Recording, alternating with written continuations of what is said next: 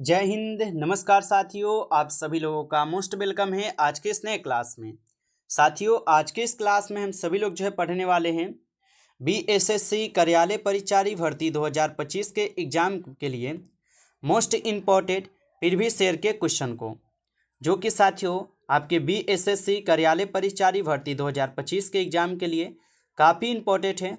तो आप सभी लोग इस क्लास को बिल्कुल अच्छी तरीके से लास्ट तक देखिएगा और इस क्लास में दिए जाने वाले सभी प्रश्नों को साथियों आप अच्छी तरीके से ज़रूर याद कर लीजिएगा, जिससे कि आप अपने एग्जाम में सभी क्वेश्चन को आसानी तरीके से बना पाएंगे।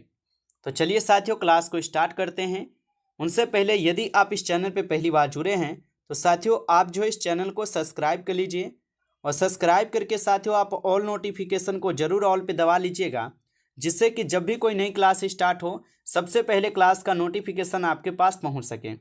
तो साथियों आप इस चैनल पे पहली बार जुड़े हैं तो आप इस चैनल को सब्सक्राइब कर लीजिए, साथ ही साथ आप इस क्लास को भी लाइक जरूर कर लीजिएगा। तो चलिए क्लास को स्टार्ट करते हैं और देखिए साथियों क्वेश्चन क्या दिया गया है। साथियों क्वेश्चन दिया गया है कि दांडी यात्रा ये कितने दिनों तक चली थी। साथियों ये सभी क्वेश्चन बिल्कुल इंपॉर्टेंट और सेलेक्टेड क्वेश्चन लिए गए हैं, जिससे कि साथियों आपके पेपर में 100% ये सभी क्वेश्चन आपको देखने को मिलेंगे। आप अच्छे से इनको याद कर लीजिएगा और बताइएगा कि दांडी यात्रा ये कितने दिनों तक चली थी। तो दांडी यात्रा साथियों ये कुल आपके कितने दिनों तक चली थी, तो 24 दिन तक चली थी। ऑप्शन सी को साथियों सही जवाब कीजिएगा। अगला प्रश्न के साथियों क्वेश्चन है कि 1930 में महात्मा गांधी ने सविनय अवज्ञा आंदोलन कहाँ से शुरू किया था। चलिए साथियों आंसर लगाइए। 1930 में महात्मा गांधी ने सविनय अवज्ञा आंदोलन कहाँ से शुरू किया था। साथियों याद रखिएगा ये दांडी से शुरू किए थे। ऑप्शन यहाँ पर आप लोग का बी सही जवाब है, दांडी से शुरू किए थे। अगला प्रश्न आता है साथियों, क्वेश्चन है कि महात्मा गांधी भारत में पहला सत्याग्रह कौन सा था। तो महात्मा गांधी जी का भारत में पहला सत्याग्रह कौन सा था। तो साथियों यहाँ पर इस क्वेश्चन का सही जवाब ऑप्शन सी हो जाएंगे, चंपारण सत्याग्रह, जो महात्मा गांधी जी का भारत में सबसे पहला सत्याग्रह था। अगला प्रश्न आता है साथियों यहाँ पर, दक्षिण अफ्रीका में महात्मा गांधी जी के द्वारा प्रकाशित पत्रिका का नाम था। चलिए साथियों आंसर लगाएंगे। दक्षिण अफ्रीका में महात्मा गांधी जी द्वारा प्रकाशित पत्रिका का नाम क्या था। तो साथियों याद रखेंगे इंडियन ओपिनियन हो जाएंगे, बिल्कुल ऑप्शन बी लगा रहे हैं तो सही जवाब है इंडियन ओपिनियन हो जाएंगे। अगला प्रश्न आता है साथियों कि गांधी जी अफ्रीका में कुल कितने वर्षों तक रहे थे। चलिए लगाएंगे साथियों आंसर। साथियों ये सभी क्वेश्चन काफ़ी इंपॉर्टेंट और वीवीआई सेलेक्टेड क्वेश्चन हैं, इसे आप अच्छी तरीके से जरूर याद कर लीजिए, क्योंकि आपके पेपर में साथियों 100% ये सभी क्वेश्चन देखने को मिलेंगे। और बताइए क्वेश्चन कह रहा है कि गांधी जी अफ्रीका में कुल कितने वर्षों तक रहे थे।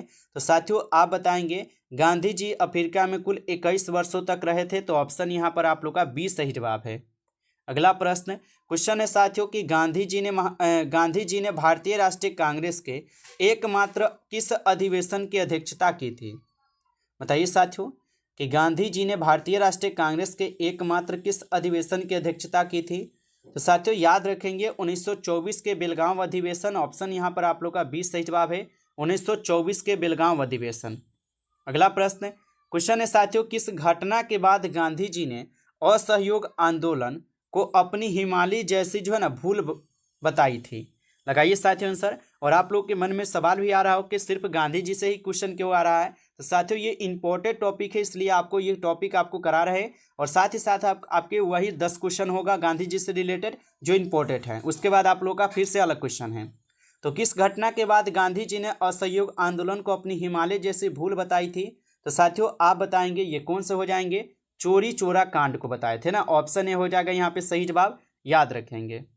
अगला प्रश्न क्वेश्चन है कि करो या मरो का संबंध ये किस आंदोलन से है। चलिए आंसर लगाइए साथियों। करो या मरो का संबंध ये किस आंदोलन से है। तो करो या मरो का संबंध है साथियों भारत छोड़ो आंदोलन से। ऑप्शन यहाँ पर आप लोग का सी सही जवाब है, भारत छोड़ो आंदोलन से। आगे देखेंगे साथियों, प्रश्न आता है कि गांधी इरविन समझौता ये कब हुआ था। चलिए बताइएगा साथियों, गांधी इरविन समझौता कब हुआ था। तो गांधी इरविन समझौता होता है 5 मार्च 1931 को। ऑप्शन ए यहाँ पर आपका सही जवाब है, 5 मार्च 1931 को। अगला प्रश्न क्वेश्चन है साथियों कि महात्मा गांधी जी के राजनीतिक गुरु कौन थे। चलिए बताएंगे साथियों, महात्मा गांधी जी के राजनीतिक गुरु कौन थे। तो महात्मा गांधी जी के राजनीतिक गुरु थे साथियों यहाँ पर गोपाल कृष्ण गोखले जी। ऑप्शन डी लगा रहे हैं, तो आपका सही जवाब है गोपाल कृष्ण गोखले। आगे देखेंगे साथियों, क्वेश्चन है कि चाकू से काटी जा सकने वाली धातु कौन सी है। हम बोले हैं साथियों कि 10 क्वेश्चन लगभग आपके थे गांधी जी से रिलेटेड, जो काफ़ी इंपॉर्टेंट थे और ये आपके एग्जाम में हर एक बार पूछे जाते हैं, इसलिए आपको करा दिए हैं। और बताइए कि चाकू से काटी जा सकने वाली धातु कौन सी है। तो साथियों आप बताएंगे सोडियम। सोडियम को जो है ना चाकू से काटा जा सकता है, ऑप्शन डी सही जवाब है। अगला प्रश्न क्वेश्चन है कि कोणार्क का सूर्य मंदिर जो ये किस शैली में बना है। चलिए आंसर लगाइए कि कोणार्क का सूर्य मंदिर किस शैली में बना है। तो कोणार्क का सूर्य मंदिर जो है साथियों ये बने हैं आपके कलिंग शैली में, ऑप्शन सी आपका सही जवाब है कलिंग शैली। आगे देखेंगे साथियों, प्रश्न है कि साइमन कमीशन जो है ये भारत कब आया था।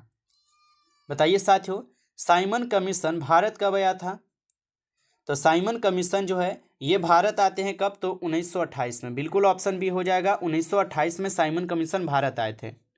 अगला प्रश्न क्वेश्चन है कि भारत के प्रधानमंत्री की नियुक्ति कौन करता है। लगाइए आंसर।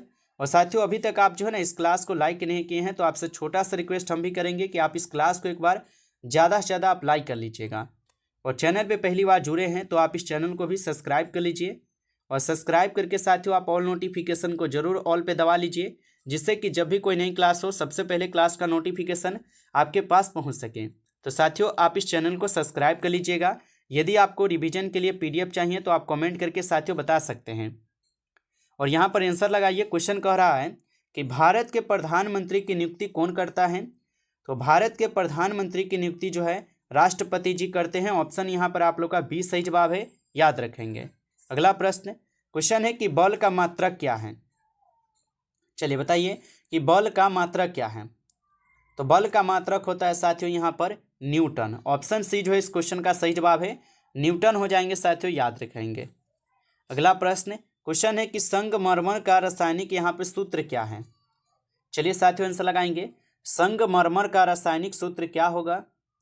तो संगमरमर का रासायनिक सूत्र होता है CaCO3, जो कि ऑप्शन ए यहाँ पे सही है, CaCO3 होगा साथियों, ऑप्शन ए को सही जवाब करेंगे। अगला प्रश्न क्वेश्चन है कि विश्व की सबसे गहरी खाई जो है ना कौन सी है।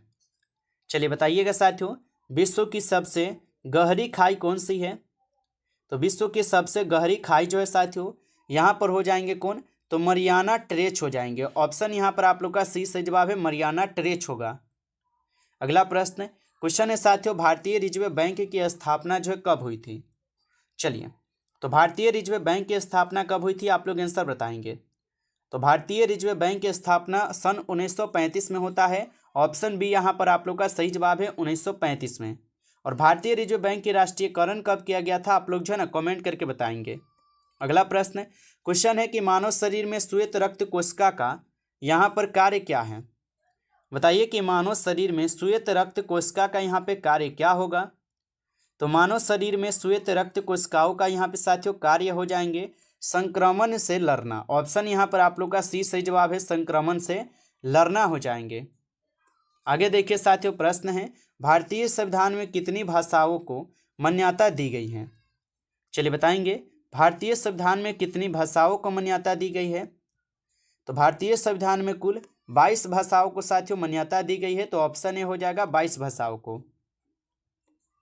अगला प्रश्न आता है, क्वेश्चन है कि कार्य करने की दर को क्या कहते हैं। चलिए बताएंगे साथियों, कार्य करने की दर को क्या कहते हैं। तो कार्य करने की दर को साथियों यहाँ पर हम लोग शक्ति कहते हैं। ऑप्शन यहाँ पर आप लोग का 20 सही जवाब है, शक्ति कहते हैं। अगला प्रश्न आता है आप लोग का, भारत का सबसे ऊंचा जलप्रपात जो है ये किस राज्य में स्थित है। चलिए साथियों बताएंगे, भारत का सबसे ऊंचा जलप्रपात किस राज्य में स्थित है। तो याद रखिएगा, भारत का सबसे ऊंचा जलप्रपात कर्नाटक राज्य में साथियों स्थित है, तो ऑप्शन सी सही जवाब है, कर्नाटक राज्य। आगे देखेंगे साथियों, प्रश्न है विश्व की सबसे बड़ी ताजे पानी की झील जो है कौन सी है। तो विश्व की सबसे बड़ी ताजे पानी की झील कौन सी है। तो साथियों याद रखेंगे, विश्व की सबसे बड़ी ताजे पानी की झील है सुपीरियन झील। ऑप्शन यहाँ पर आप लोग का सही जवाब है, सुपीरियन झील हो जाएगा। अगला प्रश्न क्वेश्चन है साथियों कि मीनाक्षी मंदिर जो है ये कहाँ स्थित है। बताइए मीनाक्षी मंदिर जो है साथियों ये कहाँ पर स्थित है। तो मीनाक्षी मंदिर जो है ये मंदुरै तमिलनाडु में है। ऑप्शन यहाँ पर आप लोग का 20 सही जवाब है, मंदुरै या तमिलनाडु में। अगला प्रश्न क्वेश्चन है साथियों भारतीय संविधान में संशोधन की प्रक्रिया किस अनुच्छेद में है। चलिए साथियों आंसर लगाएंगे, भारतीय संविधान में संशोधन की प्रक्रिया किस अनुच्छेद में है। तो भारतीय संविधान में संशोधन की प्रक्रिया अनुच्छेद 368 में दी गई है। ऑप्शन सी सही जवाब है, अनुच्छेद 368 में। अगला प्रश्न क्वेश्चन है कि ध्वनि की तीव्रता का मात्रक क्या है। चलिए साथियों बताएंगे ध्वनि की तीव्रता का मात्रक क्या है। तो ध्वनि की तीव्रता का मात्रक है डेसिबल। ऑप्शन यहाँ पर आप लोग का 20 सही जवाब है, यहाँ पर डेसिबल हो जाएंगे। अगला प्रश्न क्वेश्चन है साथियों भारत का सबसे बड़ा कोयला क्षेत्र जो है ना कौन सा है। तो भारत का सबसे बड़ा कोयला क्षेत्र कौन सा है। तो याद रखेंगे साथियों भारत का सबसे बड़ा कोयला क्षेत्र है झरिया झारखंड, जो कि ऑप्शन 20 सही जवाब है, झरिया झारखंड हो जाएंगे। अगला प्रश्न क्वेश्चन है साथियों कि अमोनिया का यहाँ पे रासायनिक सूत्र क्या है। बताइए कि अमोनिया का साथियों रासायनिक सूत्र क्या है। तो अमोनिया का रासायनिक सूत्र होता है NH3। ऑप्शन यहाँ पे सी सही जवाब है, NH3 होता है। आगे देखिएगा साथियों प्रश्न आता है विश्व का सबसे बड़ा यहाँ पर द्वीप समूह जो है ना कौन सा है। तो विश्व का सबसे बड़ा द्वीप समूह कौन सा है। तो याद रखेंगे इंडोनेशिया जो है ये विश्व का सबसे बड़ा द्वीप समूह है। तो ऑप्शन सी सही जवाब है, याद रखेंगे। अगला प्रश्न क्वेश्चन है मानव शरीर में पीत रस जो है ये कहाँ बनता है। तो मानव शरीर में पीत रस जो है साथियों कहाँ पर बनता है। तो मानव शरीर में पीत रस बनता है यकृत यानी कि लीवर में बनता है साथियों। ऑप्शन सी हो जाएगा इस क्वेश्चन का सही जवाब, यकृत या जिसको लीवर भी बोला जाता है। तो ऑप्शन सी सही जवाब है। नमस्कार साथियों, इस क्लास में टॉप 30 क्वेश्चन थे जो कि काफ़ी इंपॉर्टेंट और सिलेक्टेड क्वेश्चन थे ये सभी क्वेश्चन। साथियों यदि आपको ये क्लास अच्छा लगा हो तो आप इस क्लास को जो है ज़्यादा से ज़्यादा लाइक कर लीजिएगा। चैनल पे पहली बार यदि आप जुड़ रहे हैं तो आप इस चैनल को भी सब्सक्राइब कर लीजिए। सब्सक्राइब करके आप ऑल नोटिफिकेशन को जरूर ऑल पे दबा लीजिएगा, जिससे कि जब भी कोई नई क्लास हो सबसे पहले क्लास का नोटिफिकेशन आपके पास पहुंच सके। तो आप इस चैनल को सब्सक्राइब जरूर कर लीजिएगा। चलिए फिर मिलते हैं आपसे एक नई टॉपिक के साथ नेक्स्ट क्लास में। तब तक के लिए जय हिंद, जय भारत।